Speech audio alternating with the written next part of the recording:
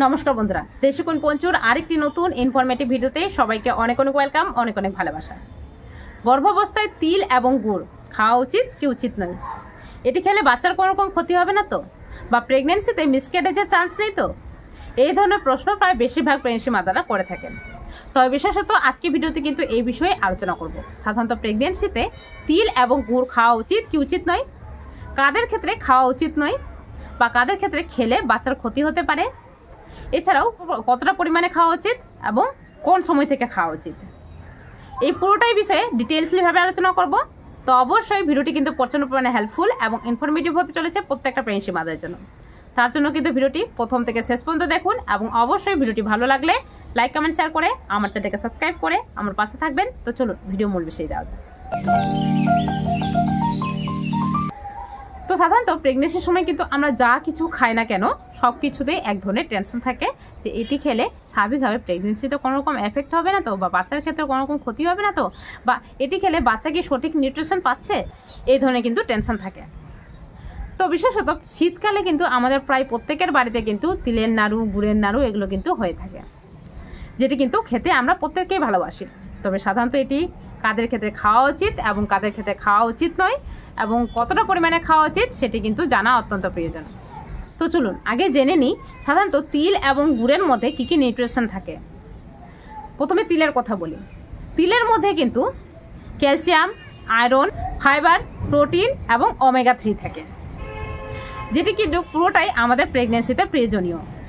তো অবশ্যই প্রেগনেন্সির সময় কিন্তু তিল খাওয়া উচিত, তবে কাদের ক্ষেত্রে খাওয়া উচিত নয় সেই বিষয়ে ভিডিওর শেষের দিকে আলোচনা করব। এবারে আসি গুড়ের বিষয়ে।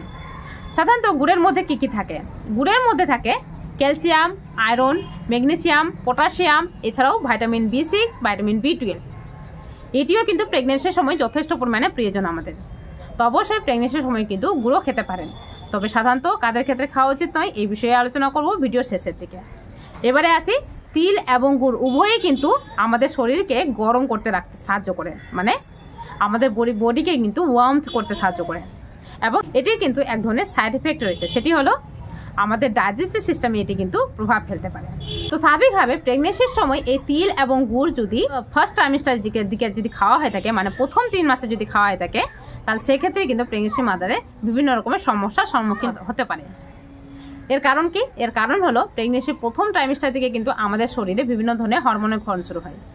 এর ফলে কিন্তু খুব সহজেই আমাদের শরীরে এফেক্ট করতে পারে। এছাড়াও প্রেগনেন্সির প্রথম ট্রাইমেস্টারে কিন্তু আমাদের নৌজিয়া ফিলিং, ভমিটিং হওয়া এই ধরনের সমস্যা কিন্তু দেখা যায়। তো অবশ্যই ডাইজেস্টিভ সিস্টেমে কিন্তু এটি আরও বেশি পরিমাণে এফেক্ট করতে পারে। তো অবশ্যই প্রেগনেন্সির প্রথম ট্রাইমেস্টারে অন্তত পক্ষে প্রথম 3 মাসে এই তিল এবং গুড় খাওয়া কিন্তু অ্যাভয়েড করতে বলা হয়ে থাকে। তবে সাধারণত প্রেগনেন্সির 5ম মাস থেকে বা 5th মান্থ থেকে কিন্তু অবশ্যই তিল এবং গুড় খেতে পারেন, তবে সাধারণত লিমিটেড অ্যামাউন্টে কেন বলা হয়ে থাকে? কারণ এটি যদি বেশি পরিমাণে খাওয়া হয়ে থাকে সেক্ষেত্রেও কিন্তু এফেক্ট করতে পারে। এবারে আসি সাধারণত তিল এবং গুড় খেলে আমাদের কি কি উপকারী হতে পারে। সাধারণত তিল এবং গুড় খেলে এর মধ্যে যেহেতু ক্যালসিয়াম, আয়রন, পটাশিয়াম, ম্যাগনেসিয়াম এবং যে প্রোটিন এবং ফাইবারগুলো থাকে সেগুলো কিন্তু প্রেগনেন্সির সময় যথেষ্ট পরিমাণে হেল্প করে থাকে। যেমন ক্যালসিয়াম এবং আয়রন, সাধারণত ক্যালসিয়াম কিন্তু আমাদের প্রেগনেন্সিতে বেবির বন্ড ডেভেলপমেন্ট হতে এবং আমাদের যে কোমরে ব্যথা এগুলো কিন্তু কিছুটা হলেও দূর করতে সাহায্য করে থাকে।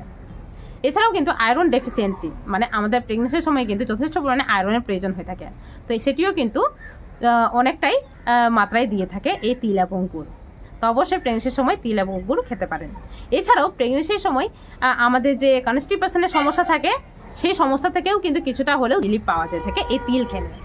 এছাড়াও বিশেষত শীতকালে কিন্তু আমাদের একটু ঠান্ডা ঠান্ডা ভাব লাগে। এছাড়াও কিন্তু প্রেগনেন্সির সময় আমরা কিন্তু স্বাভাবিকভাবে একটু দুর্বল হয়ে পড়ি। তো এই তিল এবং গুড় উভয়ই কিন্তু আমাদের এনার্জি বুস্টার হিসাবে কাজ করে, মানে এটিকে কিন্তু এনার্জি বুস্টার হিসাবে বলা হয়ে থাকে। তো অবশ্যই প্রেগনেন্সির সময় তিল এবং গুড় এবং খাওয়া উচিত, এবং এটি কিন্তু স্বল্প মাত্রায় প্রায় প্রত্যেকেই খেতে পারেন। মানে সাধারণত এই শীতের সময় কিন্তু প্রায় প্রত্যেকের বাড়িতে তিলের নাড়ু, গুড়ের নাড়ু হয়ে থাকে, বা তিলের কেউ চাটনি খেয়ে থাকেন, বা কোনো স্যালাডের মধ্যে তিল ছিটিয়ে খেয়ে থাকেন, সেটিও কিন্তু খেতে পারেন। তবে অবশ্যই লিমিটেড অ্যামাউন্টে বারে বারে বা ঘন ঘন কিন্তু এই তিল বা গুড় খেতে যাবেন না। এবারে আসি সাধারণত তিলের মধ্যে যে ওমেগা 3 থাকে সেটি কিন্তু আমাদের যে হেয়ার ফল রয়েছে সেটিও কিন্তু দূর করে থাকে এবং হেয়ার শাইনিং করতে এবং আমাদের ফেসকে গ্লো করতে কিন্তু হেল্প করে থাকে।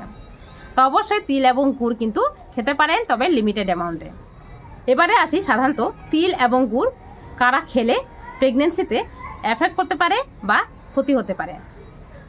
সাধারণত প্রেগনেন্সির সময় যদি বিভিন্ন ধরনের কমপ্লিকেশন থাকে, মিসক্যারেজের চান্স থাকে বা আগে প্রেগনেন্সি মিসক্যারেজ হয়েছে, এছাড়াও কিন্তু প্রেগনেন্সির সময় যদি ব্লিডিংয়ের চান্স থাকে, এছাড়াও ডাইজেস্টিভ সিস্টেমে বিভিন্ন রকম কমপ্লিকেশন রয়েছে, সেক্ষেত্রে কিন্তু তিল এবং গুড় কিন্তু না খেলেই ভালো।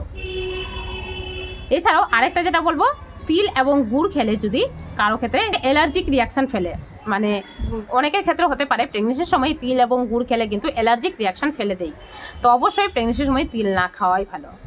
এছাড়াও আরেকটা যেটা বলবো, যাদের ক্ষেত্রে সুগার রয়েছে তারা কিন্তু অবশ্যই এই গুড় খাওয়া কিন্তু অ্যাভয়েড করতে পারেন।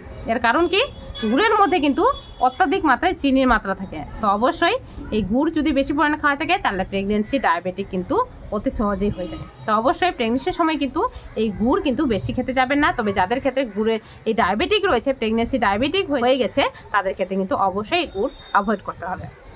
তাছাড়াও কিন্তু দুধের সাথে মিক্স করে গুড় খেতে পারেন, স্বল্প মাত্রায় গুড় হাতে নিয়ে খেতে পারেন, এছাড়াও কোনো খাবারের সাথে খেতে পারেন, তবে স্বল্প মাত্রায় খেতে পারেন, যেটি কিন্তু আমাদের নর্মাল ডেলিভারিতেও কিছুটা হলেও হেল্প করে থাকে।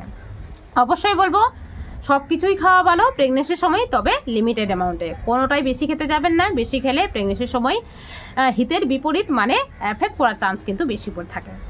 অবশ্যই প্রেগনেন্সির সময় ভালো থাকুন, সুস্থ থাকুন, সাবধানে থাকুন এবং বেবি সুস্থ থাকুক সেদিকে কিন্তু লক্ষ্য রাখতে হবে। আশা করি ভিডিওটি কিন্তু প্রচুর পরিমাণে হেল্পফুল এবং ইনফরমেটিভ হয়েছে প্রত্যেকটা প্রেগনেন্সি মাদারের জন্য। তার জন্য কিন্তু ভিডিওটি ভালো লাগলে লাইক, কমেন্ট, শেয়ার করে আমার চ্যানেলকে সাবস্ক্রাইব করে আমার পাশে থাকবেন। তো চলুন দেখা হবে আরেকটি নতুন ভিডিওতে। আজকের জন্য টাটা, সবাই ভালো থাকবেন, সুস্থ থাকবেন, সাবধানে থাকবেন।